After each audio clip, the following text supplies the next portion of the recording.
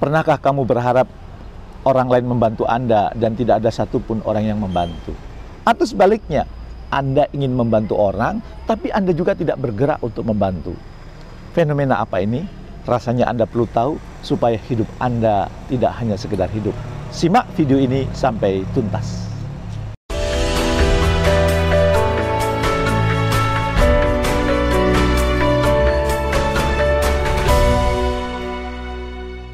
Bertemu kembali dengan saya di acara Jamil Azaini Live Inspiration. Semoga inspirasi-inspirasi kami bisa menghantarkan Anda semakin sukses, mulia.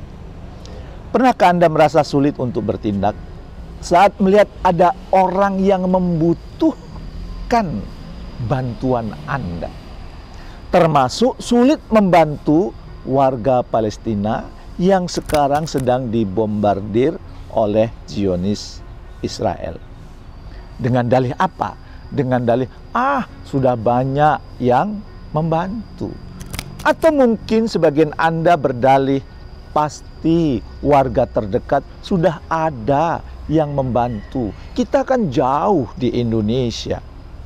Atau mungkin Anda pernah melihat kecelakaan di perjalanan ya, dan Anda enggan turun dari mobil, enggan turun dari kendaraan Anda karena Anda berpikir, pasti sudah banyak orang yang membantu. Ngapain saya membantu? Nanti justru merepotkan. Pernah mengalami hal semacam ini? Atau pernah Anda berharap mendapat bantuan dari orang lain tetapi Anda tidak mendapat bantuan sama sekali?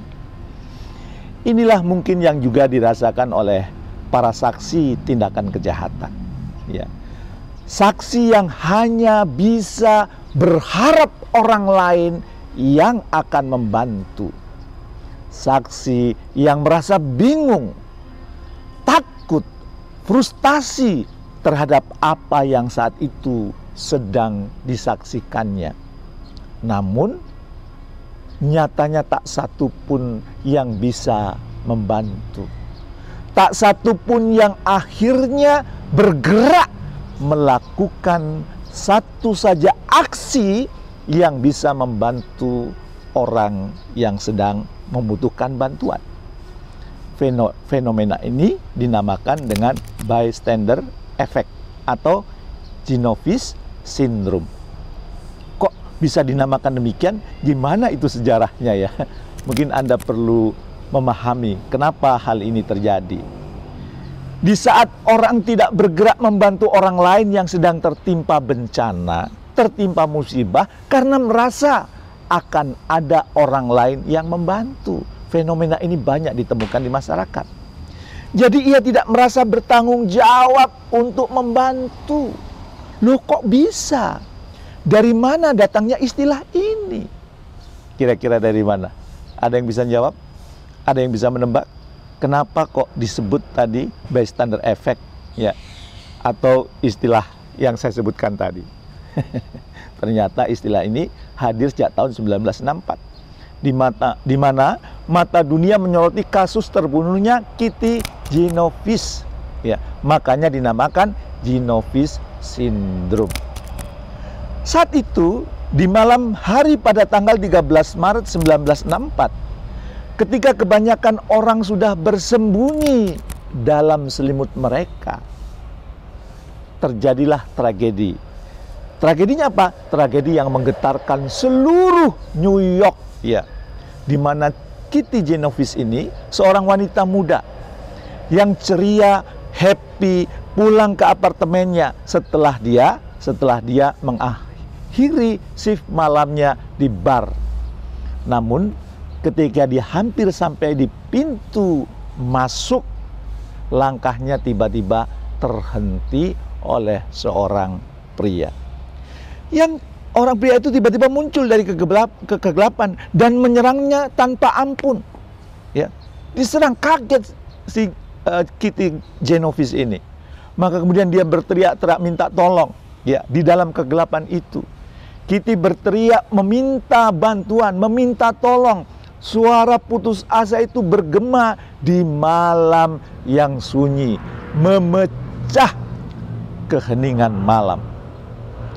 Di jendela-jendela apartemen sekitarnya ada sekitar 38 orang tampak menyaksikan kejadian yang mengerikan itu. Ya. Dan ternyata jumlah yang tidak sedikit itu, 38 orang itu hanya menyaksikan. Mereka mungkin melihatnya dengan perasaan cemas, ya. Tapi tidak satu pun yang merasa perlu untuk melangkah keluar atau meminta bantuan, membantu Kitty Genovese ini. Mereka dalam kebingungan dan ketakutan memilih untuk diam, menyaksikan tragedi itu dari kejauhan. Berharap mungkin ada yang orang lain yang membantu untuk bertindak. Dia hanya berharap orang lain bertindak, bukan aku yang melakukan. Sebentar lagi pasti ada orang yang bertindak. Sebentar lagi pasti ada yang orang membantu melakukan bantuan kepada orang itu. Sementara Kitty terluka parah dan terus berjuang menghadapi laki-laki yang tiba-tiba menemuinya itu.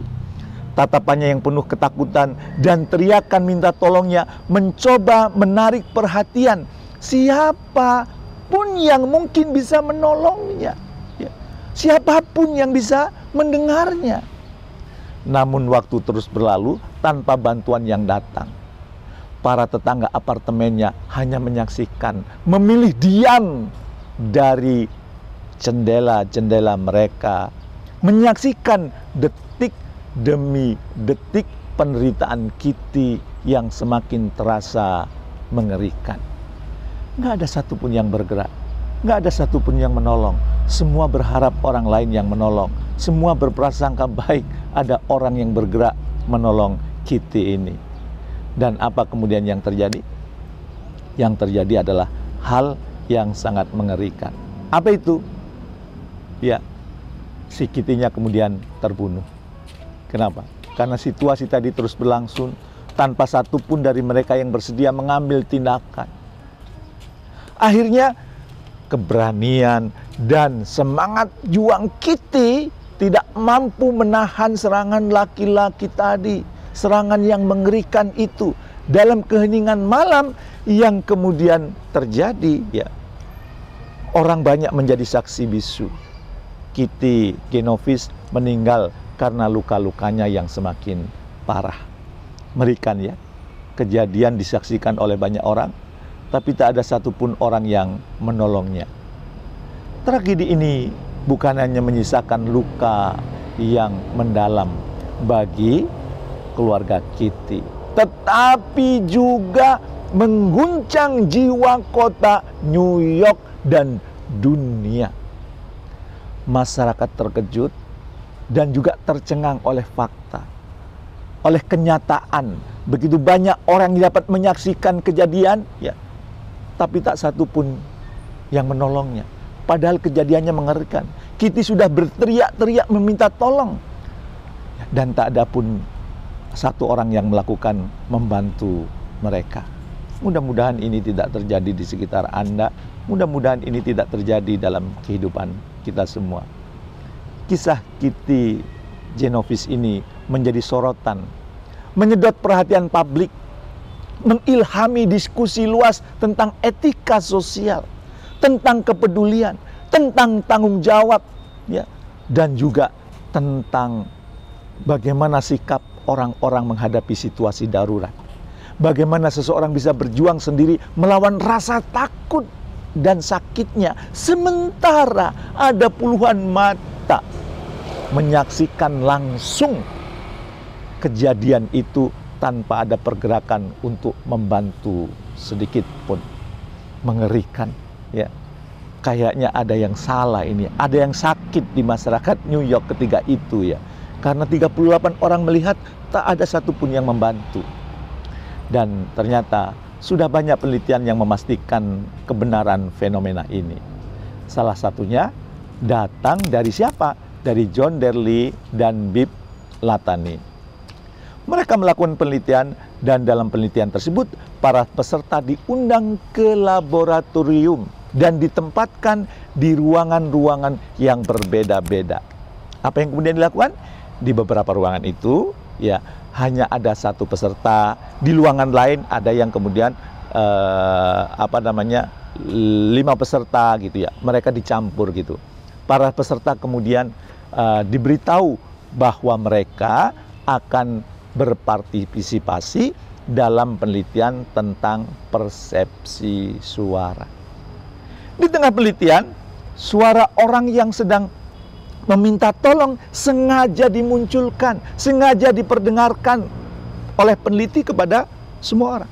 Menariknya, para peserta yang berada di ruangan sendirian cenderung untuk membantu korban daripada para peserta yang berada di ruangan bersama-sama. Jadi kalau sendirian malah cenderung membantu. Tapi kalau rame-rame malah justru tidak membantu. Ya, mengerikan ya. Dan fenomena ini tentu tidak baik dalam kehidupan sosial kemasyarakatan. Karena ini menandakan bahwa orang-orang terkena bystander effect atau dengan istilah apa? Genovis syndrome yang kurang baik. Nah, maka mudah-mudahan Anda tidak termasuk yang kena bystander effect, apalagi kalau Anda orang beriman. Ya, dalam agama saya Rasulullah mengajarkan barang siapa yang bisa tidur karena kekenyangan sementara tetangganya tidak bisa tidur karena kelaparan, sesungguhnya imannya tidak sempurna. Dan banyak dorongan-dorongan yang mendorong kita agar kita menolong orang lain, meringankan beban orang lain. Barang siapa yang mempermudah urusan orang lain, maka urusannya akan dipermudah oleh Allah. Jadi jangan terkena bystander effect, ya. Jangan kemudian mengandalkan orang lain untuk membantu. Kita yang perlu aktif membantu, kita yang perlu menolong. Agar apa? Agar kita termasuk orang yang sehat mental, karena peduli dengan kanan kiri kita. Bukankah WHO sudah mengeluarkan ciri orang sehat mental yang keempat, salah satunya adalah, yang keempat adalah apa? Dia peduli dengan sesama. Jangan terkena bystander effect, karena itu menandakan bahwa Anda kurang sehat mental. Yuk, kita semangat membantu, semangat menolong orang-orang di sekitar kita.